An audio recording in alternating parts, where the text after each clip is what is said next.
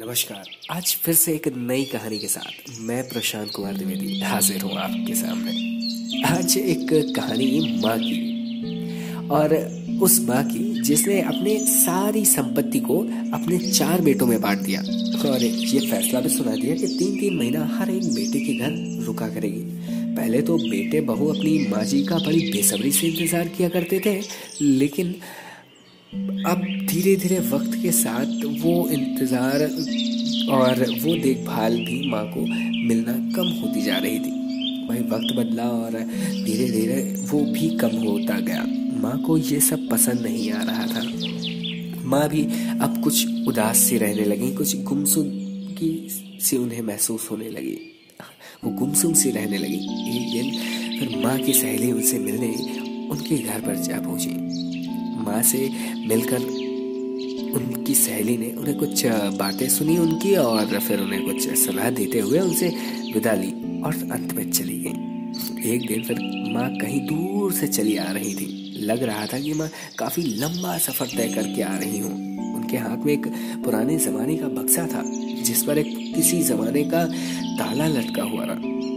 जिस बेटे का घर माँ रुकी थी, उस बेटे और बहू ने जैसे ही माँ को देखा तुरंत माँ को सहारा दिया, और बेटे से जब रहा नहीं गया तो आखिरकार उसने पूछ ही लिया कि माँ कहाँ से आ रही हैं आप। तो माँ ने राहत की सांस लेते हुए और एक सुकून सा महसूस करते हुए कहा कि मैं इस संदूक को लेने गई थी। बेटे ने फिर तुरंत ही एक और प्रश्न पूछा और कहा कि आखिर क्या है इस संदूक में माँ। माँ ने मुस्कुराते हुए फिर से उसे उत्तर दिया कि इसमें हमारी जिंदगी को बदल कर रख दे वो सारी चीजें हैं, लेकिन ये मेरे मरने के बाद ही खुलेगा और तभी पता चलेगा कि इसमें क्या है। अब इस बेटे को जैसे ही पता चला उस संदूक के बारे में, तुरंत ही उससे रहा नहीं गया। उसने सारी बातें अपने 3 और भाइयों को बता दी। बस अब क्या, अब चारों भाई सोच में पड़े थे कि आखिर इस संदूक के अलावा माँ ने न जाने कहाँ कहाँ और क्या क्या छुपा कर रखा होगा। बस फिर क्या था, सारे के सारे माँ की देखभाल में फिर से जुट गए और फिर से प्यार दिखाने लगे। अब हर बेटा यही कहता माँ से कि माँ 3 महीने से ज्यादा रुक कर जाओ ना। खैर इसी तरह हंसी खुशी वो सारे दिन बीतते चले गए।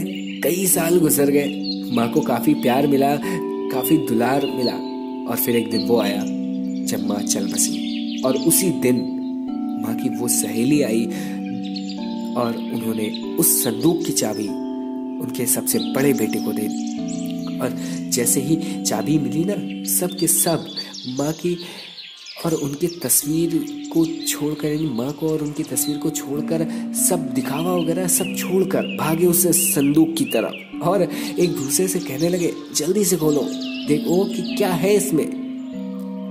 जैसे ही ताला खुला और अंदर देखा तो सब दंग रह गए, क्योंकि अंदर सिर्फ कंकड़ पत्थर ही थे।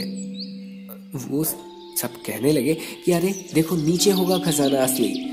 जब उस पूरे बक्से को पलटा गया तो देखा उसमें से केवल एक चिट्ठी निकली जिसमें कुछ लिखा था। माँ की हैंडराइटिंग में उसमें लिखा था कि बड़े अफसोस की बात है, पैसे के चारों तरफ ही घूमता है तुम्हारा जीवन, और उससे भी बड़े अफसोस की बात है कि तुम्हारा प्यार पाने के लिए, तुम्हारी देखभाल पाने के लिए मुझे जीवन के अंतिम पड़ाव में ये झूठ बोलना पड़ा। ये तुम्हारी नहीं बल्कि उससे बड़ी तुम्हारी माँ की हार है। बस एक आखिरी संदेश है तुम सबके नाम, हो सके तो अपनी सोच को बदल लो। तुम्हारी माँ। सही कहा यार किसी ने, मतलब कितना ही पैसा आप स्कूल कोचिंग ट्यूशन पर क्यों ना खर्च कर दें, लेकिन जो माँ सिखा सकती है वो कोई और सिखा नहीं सकता। और माँ तो उपकार भी नहीं लेती। कोचिंग ट्यूशन वाले तो हमसे फीस भी ले लेते हैं, लेकिन माँ कोई उपकार भी नहीं लेती। Love you mom. आज की स्टोरी आप सभी की माँ के लिए डेडिकेट करता हूँ, वादे के साथ कि मैं आपको बहुत जल्द मिलूंगा और एक अच्छी सी स्टोरी के साथ। तब तक के लिए नमस्कार, सत श्री अकाल, प्रणाम, जय श्री राम।